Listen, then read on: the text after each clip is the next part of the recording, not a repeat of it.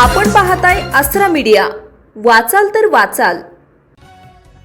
अकोल्यातील सिटी कोतवाली पोलीस ठाण्यात अनुसूचित जातीतील महिलेच्या तक्रारीवरून दाखल असलेल्या विनयभंग व जातीय अत्याचार प्रकरणात आरोपी गोपाळ रामकृष्ण दांदळे याच्या विरोधात अनुसूचित जाती जमाती अत्याचार प्रतिबंधक अधिनियम अंतर्गत गुन्हा दाखल झाल्यानंतरही आरोपी दिनांक 1 पासून फरार असून पोलिसांना अद्याप अटक करण्यात अपयश आलं आहे।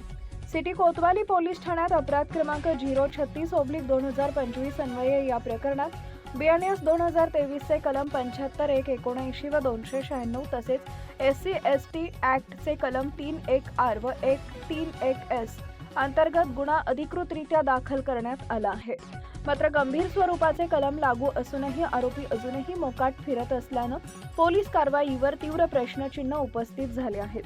ॲट्रॉसिटी ॲक्ट अंतर्गत गुन्हा दाखल झाल्यानंतर तात्काळ अटक अपेक्षित असते, कारण या कायद्यात आरोपीस अटकपूर्व जामिनीस कठोर मर्यादा आहेत। तरीही अनेक दिवस उलटून गेल्यानंतरही आरोपी फरार असल्यानं पोलीस तपासाच्या कार्यक्षमतेबाबत शंका व्यक्त केली जाते आहे। विशेष म्हणजे आरोपी गोपाळ दांदळे यांच्यावर यापूर्वी हत्या, अपहरण, फसवणूक, कटरचना, 120B यांसारख्या गंभीर स्वरूपाच्या अनेक गुन्ह्यांच्या नोंदी असल्याचं समोर आलंय। अशा पार्श्वभूमीच्या आरोपीला अटक करण्यात अपयश येणं ही बाब अकोला पोलीस यंत्रणेच्या भूमिकेवर प्रश्न उपस्थित करणारी ठरती आहे।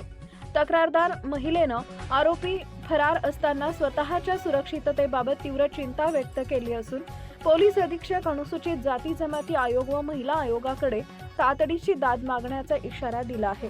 आरोपीला तात्काळ अटक न झाल्यास आंदोलनात्मक भूमिका घेण्याचे संकेतही तिने दिले आहेत। फरार आरोपीला अटक कधी होते? पोलिसांकडून शोध मोहीम खरोखर सुरू आहे का? आरोपी विरोधात तडीपार लुकआउट नोटीस जाहीरनाम्याची प्रक्रिया होते का? याकडे संपूर्ण अकोला शहराचं लक्ष लागलं आहे। आपल्या परिसरातील ताज्या बातम्या पाहण्यासाठी आसरा मीडिया न्यूज चॅनलला YouTube वर सबस्क्राईब करा आणि बेल आयकॉन प्रेस करा।